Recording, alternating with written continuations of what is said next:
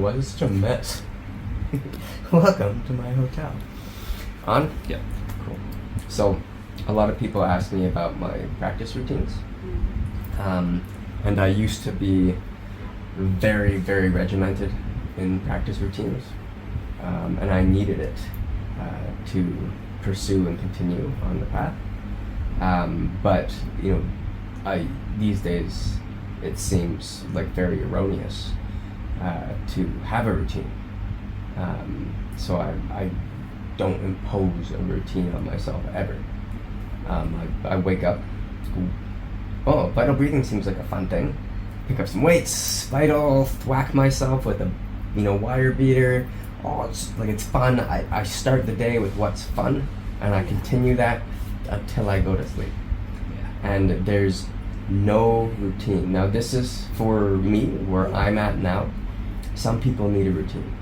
They absolutely need a routine, because the routine is the only thing that keeps them from spiraling into the pits of their own hell, right? Yeah. So they need the barriers, the confines of the routine. Kind of like, people who are in AA need the confine of that first statement, I'm an alcoholic. They need that, because that keeps them from falling off. Even though it's like a weird negative self-fulfilling prophecy, it keeps them from drinking. Because it's a very clear boundary, right? And so I don't do anything routinely anymore. Even these meditation sessions earlier, what time? Like, I'll shoot a note out when I feel like I'll be ready. I'll let you know. And it's just the right thing will happen as your skills at listening and connecting keep evolving. And that's, I find, a really important thing, because then every aspect of the path is fun. It's filled with joy. It's filled with fun. I have a buddy who calls it the ultimate hedonistic pursuit. Not from a I want a piece of cake type of thing. If I use that metaphor more than once, apparently I want cake. It's from a different place, a higher place, right? And so by pursuing that, there's no pain of discipline. Discipline isn't even a thing, right? It's just joy and excitement. And you'll have the types of teachers who, because of where they are in their path at this particular point, will say things like, I don't really, it's not that I have fun practicing or joy, it's just something that I do because I've done it so long and it's a habit. And because I do it every day, I get better at it. It's like, okay, well, you could do it like that, but why? When you could love it and have so much joy and value brought to your every aspect of your life. And these people will go, it still brings value to my life. Absolutely, it does. You're practicing. But practicing doesn't have to be a practice. I have my practice. It's like, we want it to be not even okay, I'm going to practice, just, okay, today I'm having fun.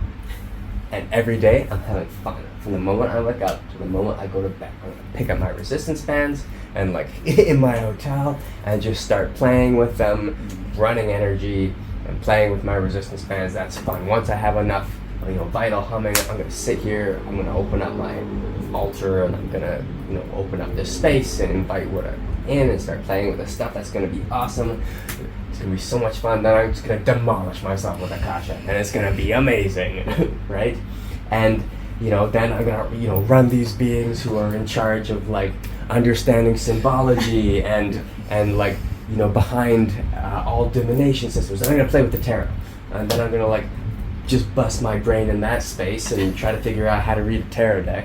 And then it's just a constant fun thing. And do I resistance bands are fun, but I enjoy walking with the kettlebell in the woods more.